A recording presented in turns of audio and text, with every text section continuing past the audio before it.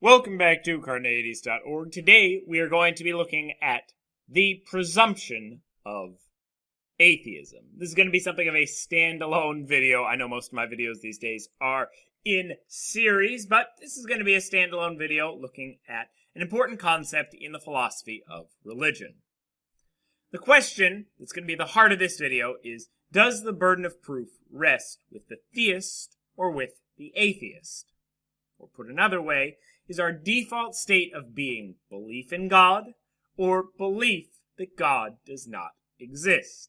I've done a few videos talking about kind of the layout of how I would call skeptical atheists, dogmatic atheists, and talking a little bit about some of these issues. But in this video, we're going to get down to kind of some of the specific philosophy behind it, and particularly one paper which deals with this concept directly.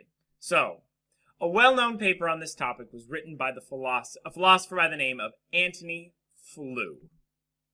In this paper, which is in fact titled The Presumption of Atheism, Flew argued that our default state of being should be skeptical or negative atheism. I call it skeptical atheism. If you watch some of my other videos, Flew is going to call it negative atheism. Now, before we look at the arguments, I think it's really important to get a little bit of background on Antony Flew because he's actually a very interesting person. For most of his life, Flew was a prominent atheist philosopher who argued that we should not believe in God until a specific God is proven in some way.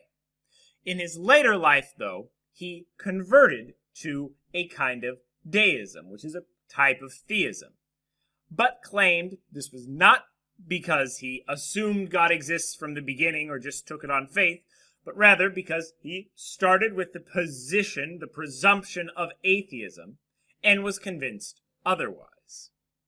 As someone who's held to this kind of philosophy and this principle of how you should start this debate while being on both sides of it, he seems like a very apt figure to answer the question of where the burden of proof lies. Because oftentimes when you get into this debate, there's a lot of claiming, well, you just have that belief because that's already your preconception. You just have that belief because that's already your preconception. Well, Antony Flew was on both sides of this debate and ended up with a very similar position in both cases. So let's take a look.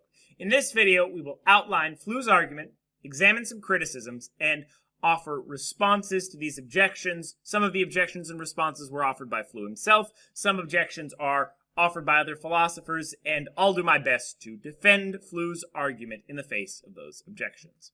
Let's take a look. So, Flew made a distinction between four different positions regarding belief in God, which are actually somewhat similar to the distinctions that I've made. Positive atheism, negative atheism, agnosticism, and theism. The definition of theism is comparatively simple. You're a theist if and only if you believe in a specific God. You have some concept of God and you believe that God exists. The definitions for the other three positions are going to be somewhat more nuanced, and they're not going to exactly fall along the lines of what I have done in terms of defining atheism and agnosticism. So first, let's look at the difference between negative atheism and positive atheism. So according to Flew, positive atheism constitutes belief that God does not exist. You're conceiving of a particular God, and you have the belief that that God does not exist. I would call this dogmatic atheism. Negative atheism, on the other hand, represents a lack of belief regarding God's existence. Under Flew's definition, a negative atheist is actually a larger term which includes anyone that lacks belief in God, including positive atheists, assumedly. You could be a positive atheist in that you have the belief that God does not exist, but you might also be counted as a negative atheist because you lack the belief that any God exists. But if you were perhaps a positive atheist about a specific type of God, but were a theist about a different type of God, then maybe you wouldn't be classified as a negative atheist because you do have a belief that a specific type of God exists. For more information on some of these distinctions, check out my video on the difference between atheism and agnosticism. Speaking of agnosticism, the question might then be asked, what constitutes the difference between negative atheism and agnosticism under Flew's view? Flew avers that the original meaning of agnosticism required one to form an idea of God in their head, but be undecided as to whether this particular being exists. The negative atheist, on the other hand, need not have a particular idea of what the word God means in mind.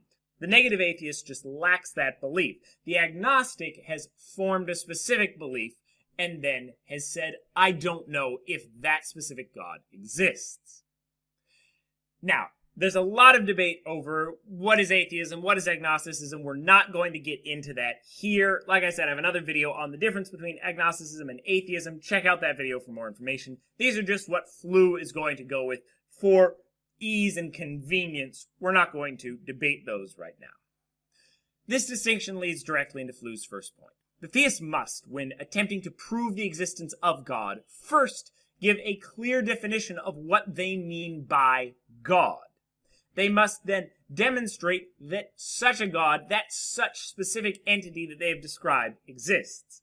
Flew argues that the word God has been used to mean a wide range of things, and especially after his conversion, he wrote a lot of papers talking about the difference between kind of a deistic God or a God of the gaps and traditional Christian or Muslim gods. And it's often used without explaining what the properties of such a being would be. Often when people argue for God, they don't say if they're arguing for this kind of God or that kind of God, or what the properties of that God are. So they don't really explain what they're arguing for. This leads into a criticism I have of the modal ontological argument of what are the necessary and sufficient conditions of greatness, of a property being great. Check out my series on the modal ontological argument for more on that. Now, before entering into the argument, Flew makes an analogy between the presumption of atheism and the presumption of innocence in a trial. He draws several parallels between the two cases. The first parallel that he draws is that neither the prosecution nor the theist must prove their claim perfectly and deductively, in the way that we might demonstrate a logical proof, simply beyond a reasonable doubt. Now, as a skeptic, I might disagree on this point, because I might not be so sure as to whether anything constitutes an unreasonable doubt. But for most people, this claim will pass. We'll set that aside. If you want more on my skepticism, check out my other videos on it. Next, Flew argues that the presumption of atheism, like the presumption of innocence, does not preclude the prosecution demonstrating someone to be not guilty, any more than this presumption of atheism begs the question against the theist. What we're saying here is that by presuming innocence or starting at a point of innocence, we're not taking as an axiom or as a line item that it is the case that the defendant is not guilty. We're saying that our general assumption of people is that they are not guilty until they are proven that they are guilty. And so our general assumption is not to have a particular belief about whether or not God exists until it's either proven that he does exist or proven that he doesn't. By accepting this, according to Flew, the theist is not betraying their cause, as they would if they accepted the claim of positive atheism as a starting point, but rather starting on kind of that neutral ground in between the two positions, assuming either positive atheism or theism is making a categorical assumption, which can't be contradicted without having a problem in your logical proof, while assuming negative atheism is adopting a defeasible or defeatable position, which may be altered as evidence is presented.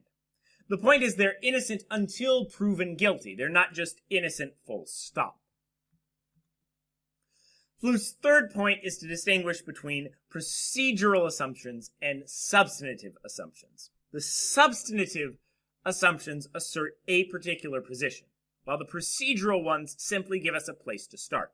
According to Flew, the presumption of atheism is a procedural assumption. It's telling us how we should debate, where we should start in terms of a debate, without positing any propositions for or against. Not something about the content of the debate. It's giving us a place to start, not giving us a proposition that needs to be implied in our debate. Finally, Flew notes that simply because a particular trial went on to convict some G.J. Smith of murder, it does not mean that the procedural assumption that he was innocent at the beginning was problematic, or that we should change our original assumptions when trying more people. Just because it happened to be the case that in a particular case someone was actually convicted of murder, it doesn't mean that the next person to come up the block will also be guilty of murder, or will also be able to convict them. Simply because we contradicted that original assumption, it doesn't make that original assumption a bad thing. So similarly, if the theist believes that they will be successful in proving their claim that God exists, that does not mean that they need not make this assumption of atheism at the start, or that the assumption is in some way wrong in a procedural sense. If they are successful, it was because they started from a middle ground or from a neutral starting point and worked fairly to a legitimate question, instead of begging the question against the atheist and already assuming their conclusion. With this analogy understood, we'll now turn to the argument. Simply framed, it has two premises, each of which Flew offers a defense of. Here is my formulation of it. Flew doesn't formulate it in premise-conclusion form, but I hope this is a charitable version. So, the burden of proof lies on whosoever is arguing for the proposition, not whosoever is opposing it. And we'll get into a little more detail on that in a second. Premise 2, the theist is arguing for the proposition. Therefore, the conclusion is the burden of proof lies on the theist. We'll look into the defense of each of the premises first, and then go through the logic of the argument to show that it's valid. First, premise 1, the burden of proof lies on whosoever is arguing for the proposition, not whosoever is opposing it. According to Flew, this works because, by opposition, we do not mean a separate case which tries to affirm another proposition. But rather, we mean objections to the argument offered in favor of the proposition. So, by opposition, I'm not talking about positive atheism here. I'm talking about opposing the argument offered towards theism. If the theist is providing the proposition, the opponent of the theist is not the positive atheist who's providing another explanation or another proposition. It's whoever's opposing that argument. If, for example, someone was arguing that Donald Trump is a good candidate for president, the opposition would not be claiming that Hillary Clinton is a better candidate, because that would be offering a separate proposition, and that separate proposition would also have its own burden of proof. But rather, the opposition, in this sense, would be demonstrating the flaws in the argument that Trump is a good candidate. Demonstrating the flaws in the argument is opposing it, while arguing for another candidate would be giving another proposition. And so, while the opposition doesn't have the burden of proof, the separate opposing proposition does. Additionally, it seems to me that if the burden of proof were to lie on the opposition to any proposition, if this were to be false, then our neutral ground from which we would need to start all arguments would be the assumption that all propositions are true, because the burden of proof lies on the opposition, not the person proving a proposition. So all our propositions would be assumed true, and instead of defending my own idea, I would spend my time dismissing absolutely everyone else's, and it would be on me to dismiss everyone else's proof to show that mine is true, instead of offering any kind of argument for my point, other than it's the only one that I'm not arguing against. It seems not only contradictory because we have to assume a bunch of propositions which contradict each other, but counterproductive to debate, as one would be required to disprove an infinite number of propositions to defend a coherent position. It seems that for debate to make any sense, the burden of proof needs to lie on the person that's proposing something, not the person that's looking at that argument and then picking it apart. Now to premise 2. The theist is arguing for the proposition. This seems pretty clear to me, but just to make it even clearer, in defense of this second premise, Flew invokes the definition of knowledge. So, if the claim is that we know that God exists, then we must have something beyond true belief. We must be warranted or justified. This justification or warrant requires some argument for or some positive defense of the claim. It seems that for most epistemologies, we must have some ground for claiming knowledge. Whether that's inside our head or outside our head, it doesn't matter. We have to have some ground for claiming that. We have to have some proof of it. We have to have that explanation. We have to have that burden of proof.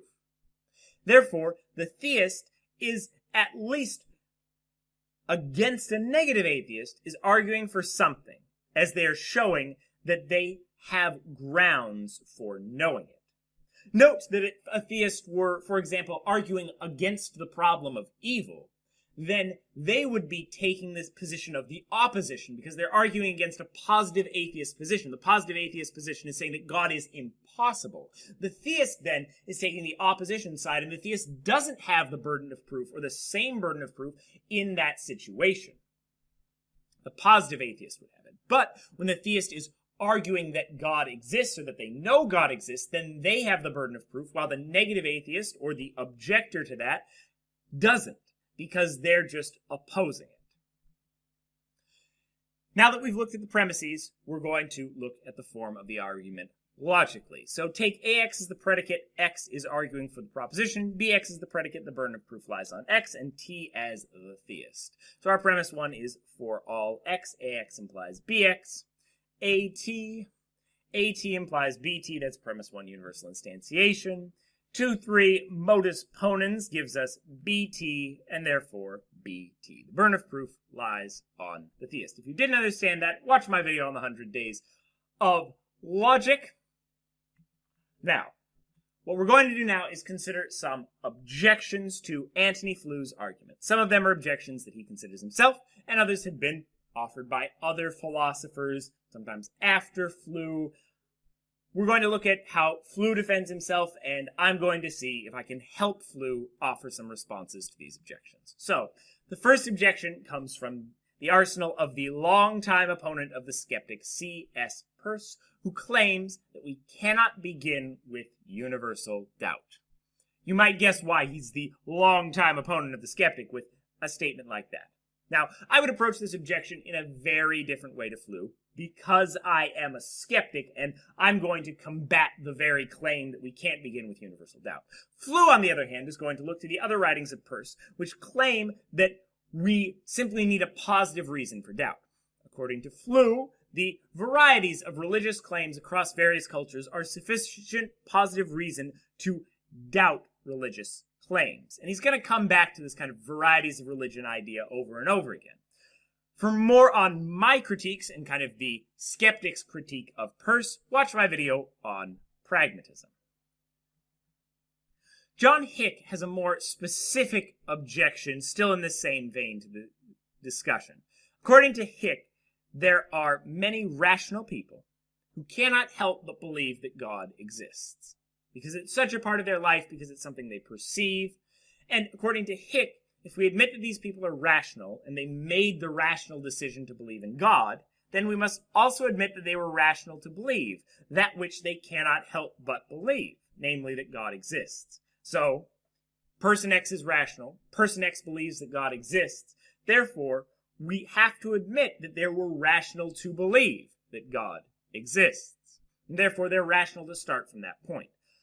In response to this objection, Flew first makes a distinction between belief that is objectively unfounded and belief that is rational from the subject's point of view.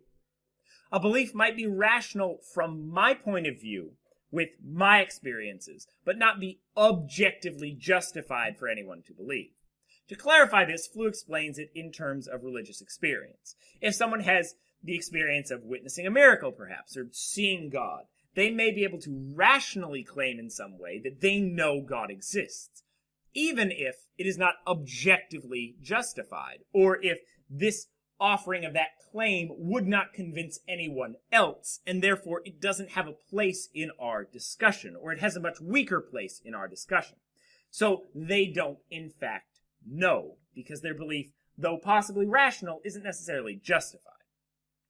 However, Flew will put even more pressure on this kind of diminished position. He claims that since there are a range of objections to religious experience and a great deal of questions regarding its validity, if one were to merely accept a particular religious experience at face value, we would not in fact call them rational. And he's going to run Hick's argument backwards. Instead of saying X is rational, X believes in God, therefore X must have a rational belief in God, Flew is going to say that X believes in God based on irrational claims. Because of that, X is therefore irrational. If, on the other hand, they were at least to attempt to overcome the criticisms of religious experience and doubt that their religious experience was real, then they wouldn't fall into the category that Hick describes of someone that cannot help but believe. And they could rationally start from this point of neutral or negative atheism. If they can't help but believe, then they're frankly not rational by Flew's take. And if they are able to doubt or think about this more critically, then they can rationally start from the point of negative atheism.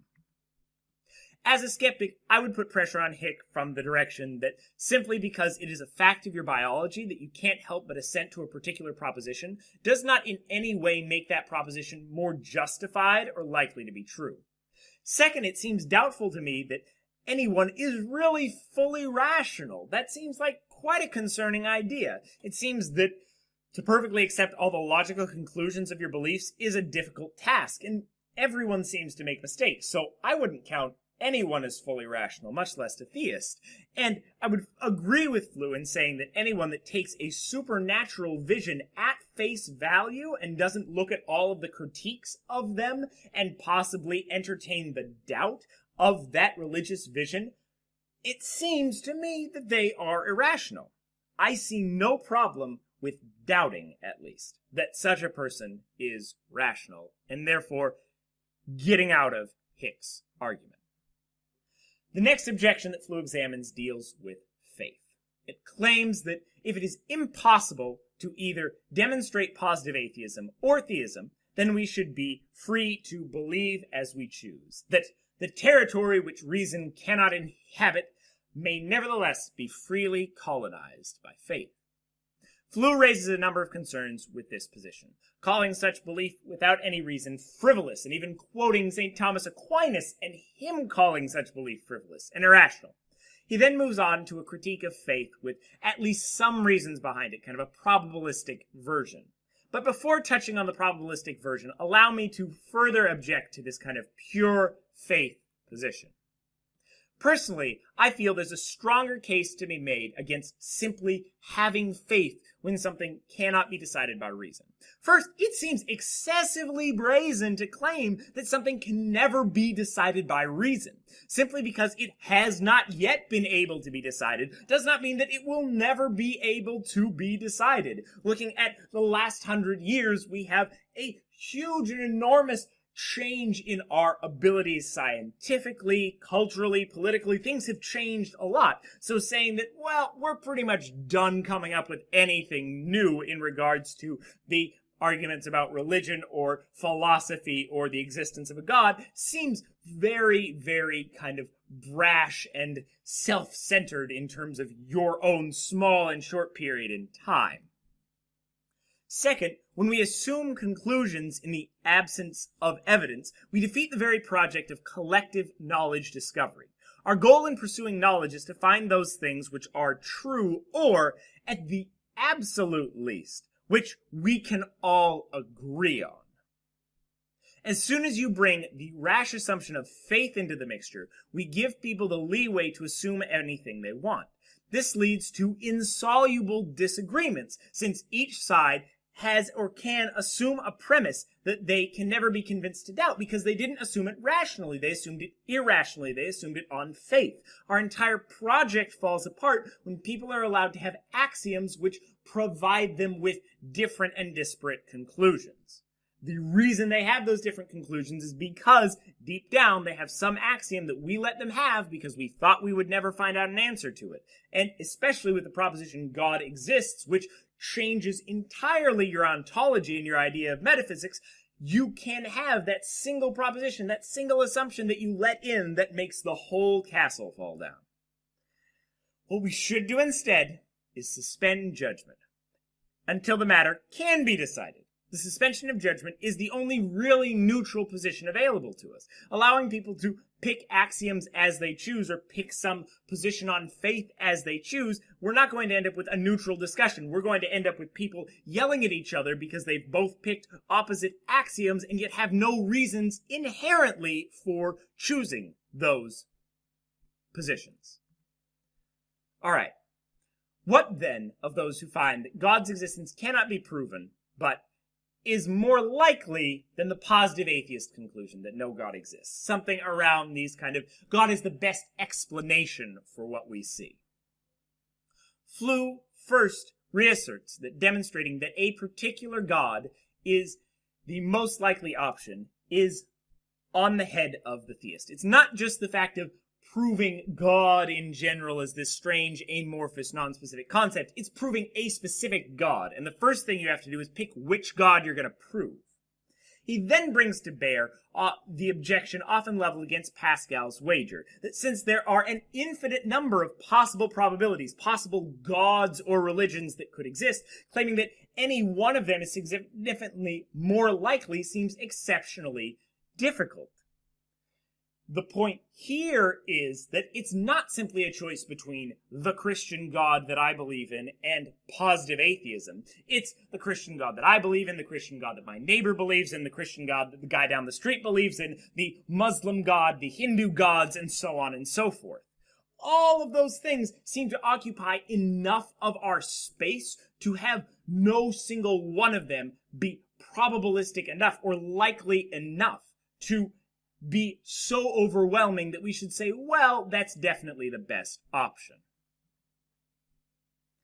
Now, I will look into two other objections to Flew that he did not respond to in his original paper and attempt to defend his position against them. Before I get to those, though, I will note that if you want more on some of my objections to abductive arguments, check out my video on abduction, those kind of arguments to best explanation. So, first we're going to look at an objection from Alvin Plantinga, a famous theist. Plantinga claims that our belief in God could be perhaps properly basic. What he means by that is an assumption which requires no argument in kind of a foundationalist sense. He claims it is possible that maybe we have a sixth sense which allows us to directly sense the presence of God, and we should doubt God no more than we should doubt that there's a chair in front of me. The problem is that even if we do not need propositional evidence for God or some larger proof, it seems that we still need the experience of that sixth sense, and that needs to be accessible to everyone. And like with Hick and religious experience, though convincing to a specific person maybe having that experience, it's not objectively justified to anyone else. And so while it might be an excuse for one person to have an irregular belief, it's not something that can really enter into the public sphere because it's not publicly accessible to everyone debating. Another objection formulated by Stephen Evans goes as follows. Imagine that our reason for preferring atheism to theism is that theism posits one more object than atheism does, namely God. So it is simpler to revert to atheism until that one more thing has been proven.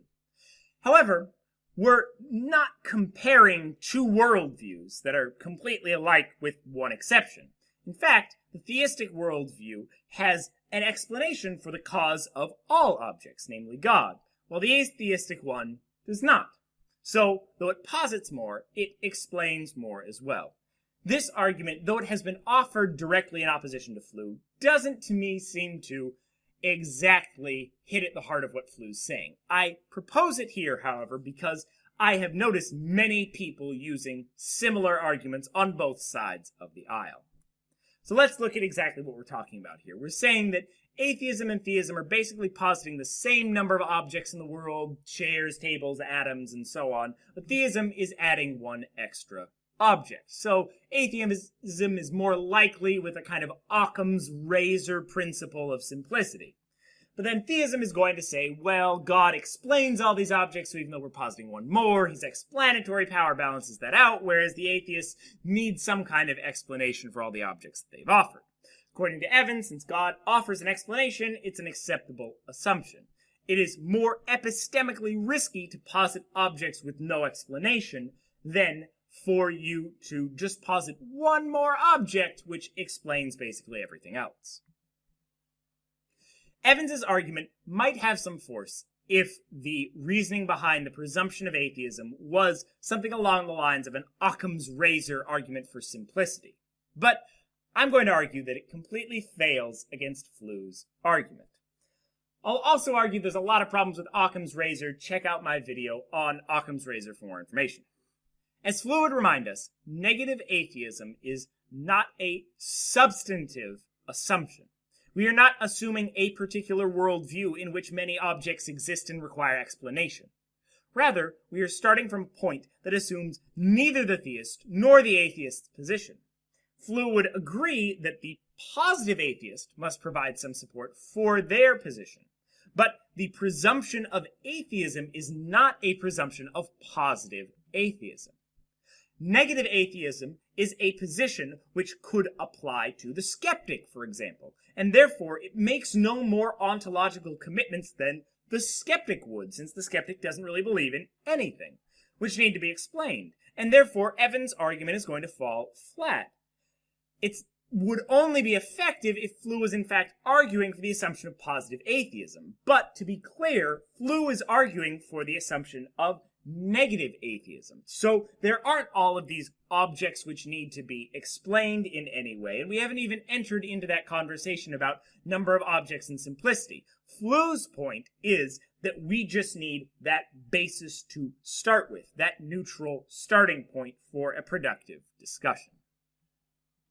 Clearly, after all of this, since Antony Flew himself started from a point of negative atheism and was convinced to become a theist, the claim that this puts too great a burden on the theist is unfounded. Just as much of a burden must be placed on the positive atheist who claims that they know God doesn't exist. Until either burden is met, we must remain skeptical or negative atheists in regards to God's existence. Watch this video and more here at Carneades.org and stay skeptical, everybody.